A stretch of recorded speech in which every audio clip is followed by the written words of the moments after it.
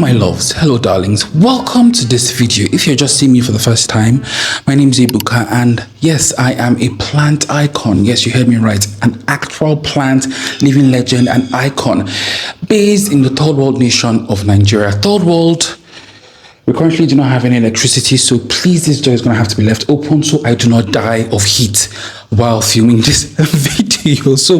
But have a seat, let's have a seat, let's talk. Now in today's video, I'm going to be teaching you how to select the right plant for your living room space. One of the peculiarities of being a plant stylist and doing plant installations in this part of the world is oftentimes I have to install plants in areas where there's little to no natural light. Lots of Nigerian homes do not have abundant natural light, unfortunately. And also I'm working with clients and individuals that have little to no knowledge about plants and how to take care of them. So what that has basically done is that it has honed my skills when styling and decorating spaces to be able to select plants that are low light tolerant while being decorative and while also being extremely low maintenance. But what I'm going to be doing today is I'm not just going to be listing the plants for you. I'm not going to be telling you, okay, buy this plant, don't buy this plant. No, I'm going to be using actual guidelines, actual templates that I use to choose the perfect decorative plant for a living room space. I want you to walk out of this video being able to confidently walk into any big box store and know, okay, this plant will fit perfectly into my living room space. Now, I will say if you're somebody whose living space is, to display the plants you collect and your living room space is where you display them, at the end of the day, do you, boo?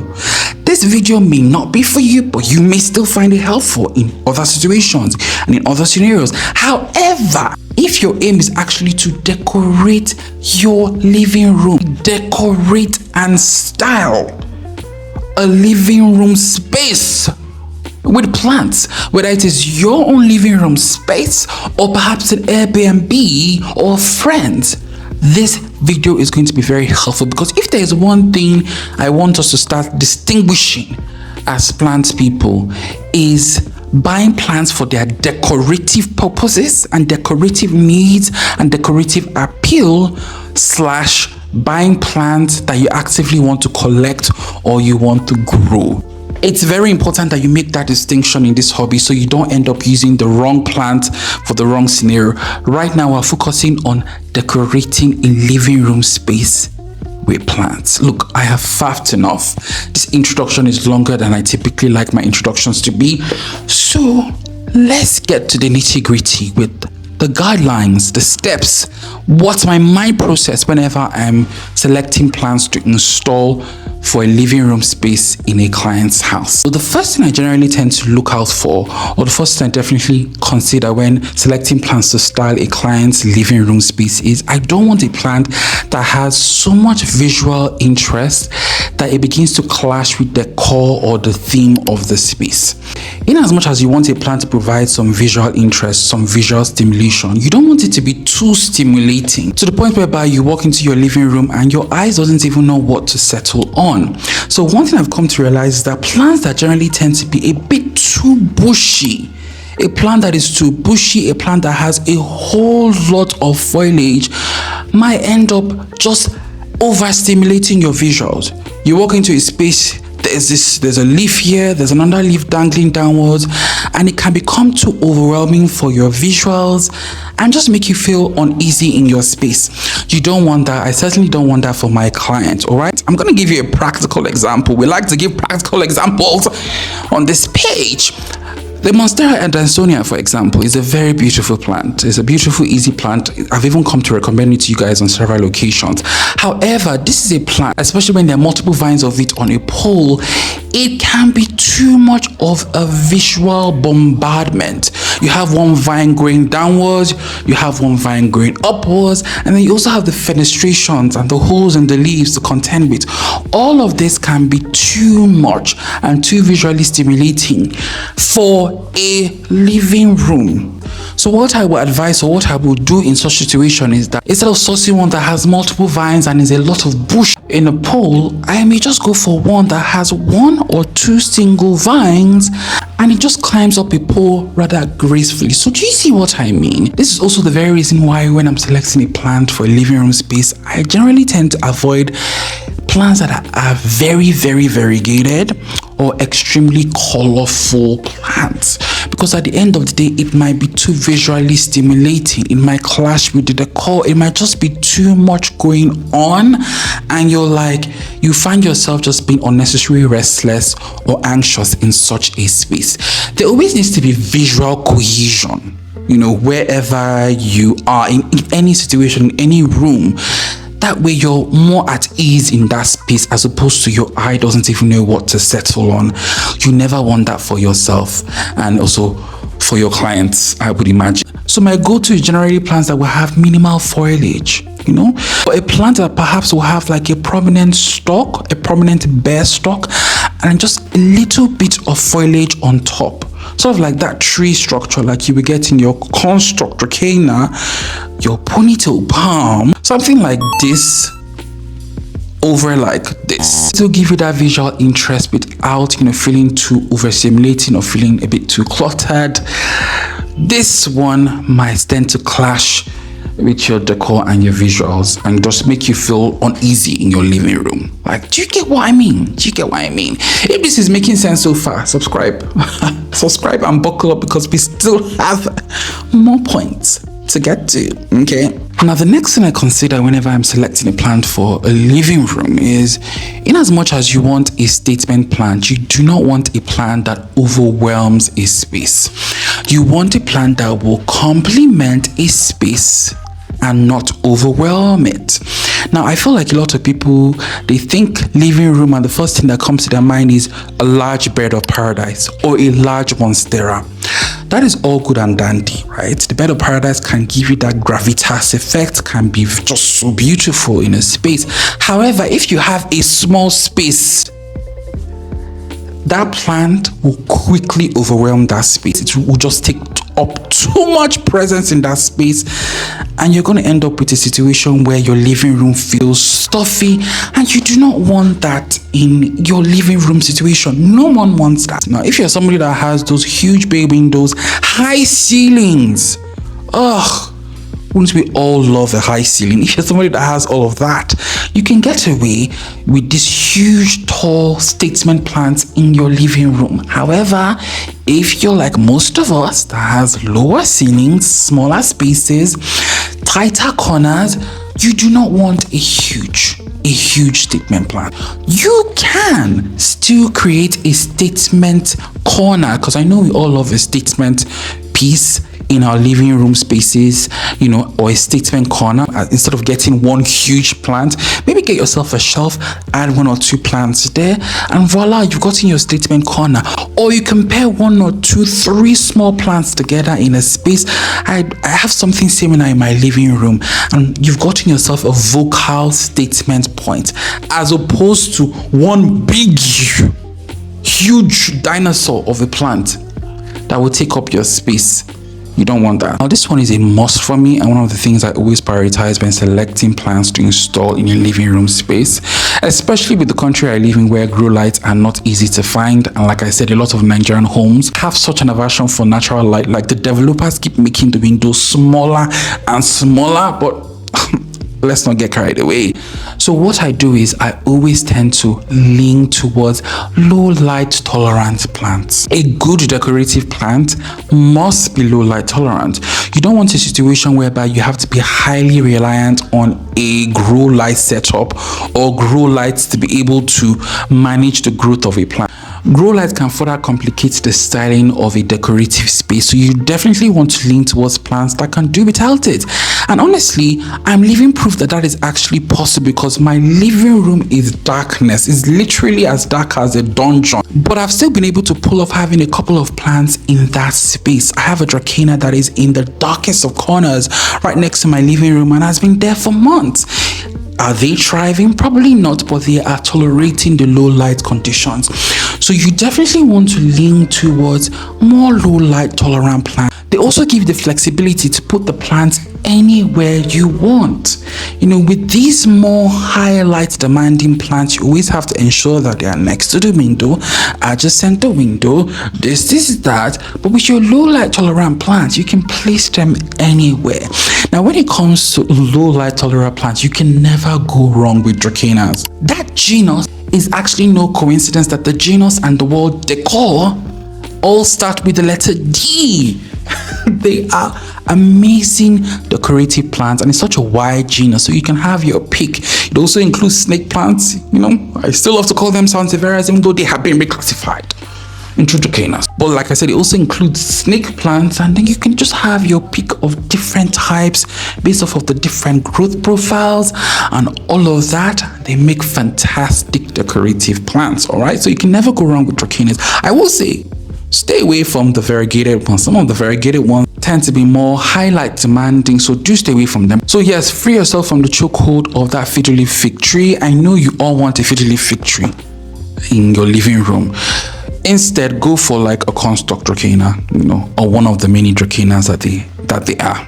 Okay, now the next thing I definitely look out for, and this is extremely important, is something you should also consider, is a plant that doesn't get leggy, or when it does get leggy, it doesn't ruin its growth profile. Now, if you're decorating plants without a grow light setup and you're relying on natural light, you want a plant that doesn't start stretching in a way that it will ruin its growth profile, in a way that will make it extremely frightening.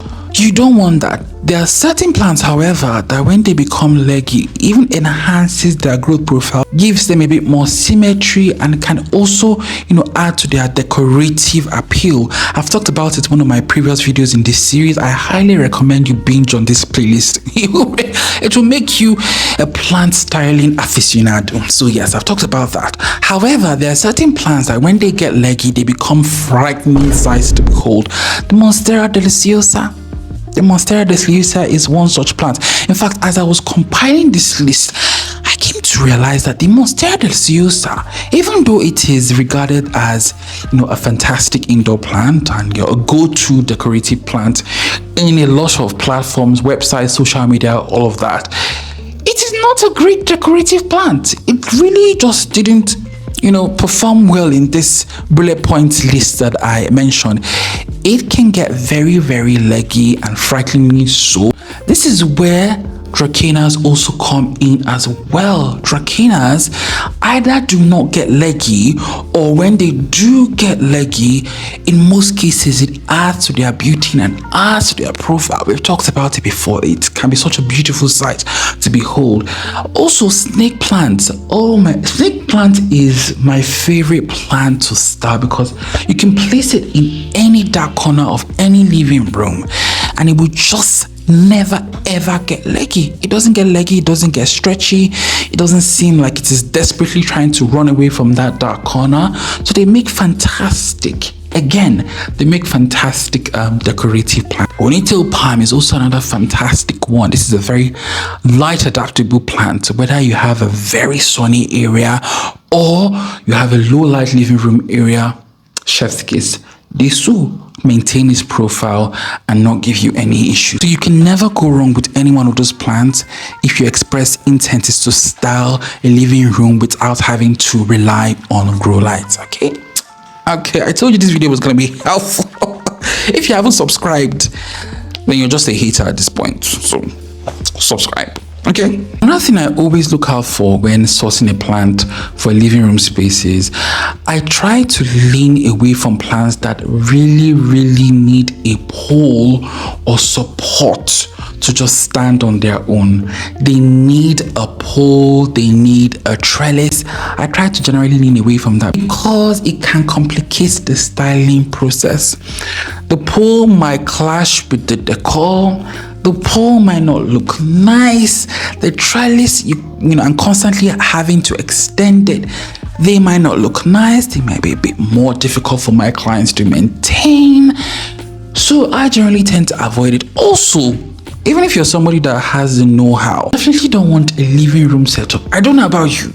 I don't know about you, but for me, I definitely don't want a living room setup where it feels like I'm always coming there to do chores. I'm always coming there to extend a pole. I'm always coming there to, oh man, this plant has outgrown its trellis. I have to.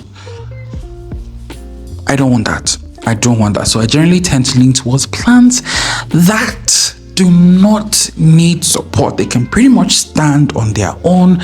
You don't need to start extending a moss pole or extending the trellis. No. Okay. There is an exception, and I feel like this makes a beautiful decorative plant. There is an exception, and if you know any plant that is similar to the plant I'm going to mention now, do include in the comment section so I can add it to my to the plants I'm going to source for my clients when decorating their living room spaces. Rhaphidophora tetrasperma. Rhaphidophora tetrasperma. She's a great plant. She's very indoor friendly, quite low light tolerant, and even though she's a climbing plant, yeah, she does need a pole. You can get away with styling her beautifully without a pole. All you need is a pair of command hooks.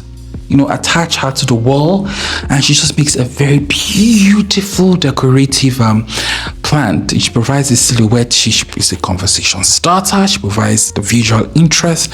Yes, definitely Rhaphidophora tetrasperma. But a vining plant like a monstera, or some vining philodendrons, I wouldn't typically install them in a client's house or in my living room space. And if I was doing a living room space as well, I wouldn't do that. Okay. Another thing I definitely look out for when sourcing for plants in a living room space is just how drought tolerant that plant is. I'm all about drought tolerant plants. The more drought tolerant, the better, because the last thing again you want is a setup, a living room setup. I certainly don't want that for myself, and I certainly don't want that for my clients as well. I don't want a setup where they are constantly always having to water plants in their living room. They come to their living room to sit back, relax after a hectic day of walking, and the next moment they see a thirsty plant. It can make you feel really uneasy, and it can honestly kill the vibe of your living room space. You want a plant that you can get away with not watering one week, 2 weeks, dare I say even a month. I have snake plants in my living room that I haven't watered in a month. Is it ideal? No, but there are times where you just want to chill in your living room. You don't want to turn it into a chore event. Okay, so I also want the same for my clients. So the more drought tolerant the plant is, the better. Again, this is where Dracaena is coming. Dracaena is one genus I'm going to keep repeating over and over again whenever I make a styling themed video, because they are honestly the perfect genus of plants to style. So whether it is your snake plant, generally the rule of thumb is the more succulent that plant is, the more drought tolerant it's going to be. So like your snake plants, your ZZ plants, and dare I say, this is something I also want to start including in my space. We need to also start including some succulents, some cacti and succulents in our decorative space, because they really fit when I was compiling this list, I was like, they honestly really fit the bill, and they check the mark for a lot of the points I listed in terms of drought tolerance, in terms of not being too visually stimulating. I know not all cacti, this is where we have to be careful. We have to tread carefully. I know not all cacti make great indoor plants, but I've come to realize that some succulents like euphorbias, I've seen a couple of them in your collections. This lady, the Jungle Haven, I hope I'm not mistaking her channel name, she has 2 beautiful specimens in her living room, and I thought to myself, oh my goodness, I can actually have that in my living room as well. I have an euphorbia, I think an euphorbia lacti in my living room, which doesn't get a ton of light, and it is doing quite well. I don't have to worry about watering it. It's not cluttering up the space. It looks nice. I'm going to use that a lot more to style spaces and even incorporate it in my living room space as well. So that's also one great plant. If you keep wondering where I'm looking at the mirror. I have a mirror here, so because I'm filming with the back camera, so I have a mirror just as a viewfinder. So if you keep wondering, that's why. Anyway, so yes, so that is one of the things I look out for. Now, another thing I also try to do is I try to create a situation not just for my clients but also for myself in their living room where they do not have to constantly have to remove each plant each time they want to water the plant. You don't want a situation whereby, oh, this plant is thirsty, so you now have to remove the plant from its planter and then take it to the bathroom or the living room. Oh, Jesus. When I am decorating a living room space with plants, I don't want my clients to have to do a lot of work. I also don't want to do a lot of work in my living room, guys. I work hard enough. So when I come to my living room, I want to rest. So you want a setup where you can literally water plants right on the spot. And maybe every now and then just bring them out to shower them. For the most part, you can literally water your plants right on the spot. So what I tend to do with lots of my plants in my living room, I have like a drip tray. Sometimes it's even a whole bucket that I've put inside the planter. And the plant is on top of it, so that way I can directly water the plant. Another great way is to just have them in cachet pots. You know, the nursery pot will then be inside the cachet pot, and then you water and all of that. I actually have a video. In fact, I have a whole catalog, guys. You guys need to binge my old videos. I have a video where I talk about my watering hacks, my indoor watering hacks, because I honestly, when it comes to watering plants indoors, I like to make it very, very convenient. I don't want to make it messy. So I also want to replicate that for my clients. So I have a whole video where I list all the hacks that I use, and some you can emulate as well. So check that out. I'm going to link it in the description of this video. Now, one of the biggest mistakes a lot of people make when starting and decorating their living room especially is that they will go and get a statement plant. There's nothing wrong with buying a statement plant, right? They go and get that big statement, huge plant, and then they'll place it literally right in front of the window. Please do not do that. When you do that, all you're basically doing is that plant is just going to take up all the natural light that comes into your space. And except maybe you're a vampire, maybe that's the condition you prefer to live in, do you? That plant is going to take up all of the natural light, and at the end of the day, you're not even going to be able to appreciate that plant visually because it's going to be so backlit. All you're going to be seeing is the shadow or the back profile of that plant, and you really don't want that. Now, the exception is if you have huge windows, if you have huge bay windows, surround system type windows, then honestly you can get away with putting the plants right in front of the window. But for the rest of us that have regular size windows, put the plant next to the window, like beside the window, beside it, right? Or adjacent it, whatever the term is. Next to, beside it, adjacent. Do it. Don't put it right in front of the window. Okay? I want to say that when you are decorating a plant, and this is where you need to make a distinction between what a decorative plant is and you're buying that on, and a plant that you're buying to grow out. If you're using a plant to decorate a space, your major goal should not be, oh, how can I get this plant to grow and look very big? No, okay? You want a plant that will just maintain its beauty and maintain its decorative appeal in that space. Heck, you don't even want something that will outgrow that space, okay? Just, stay there, look cute, and do your thing there.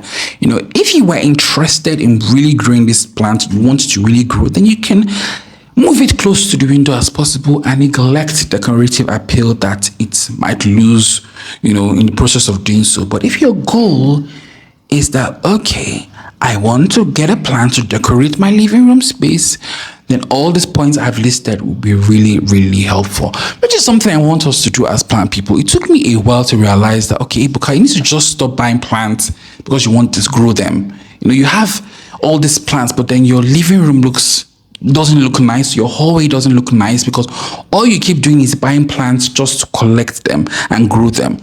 I want you to stop thinking that way as well. Buy plants to decorate your space. You can't have all these amazing plants and then your living room space looks like a hot mess. No, buy decorative plants for the decorative purposes and use that to decorate your space.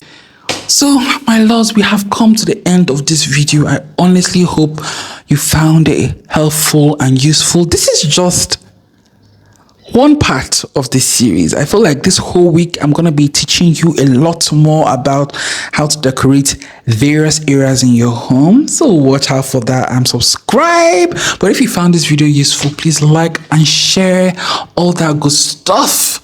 Oh, Jesus. I'll see you in the next one. Being a YouTuber in this country is, oh my God, it's one of the hardest things in life. But I will see you guys in the next video. Bye, my love.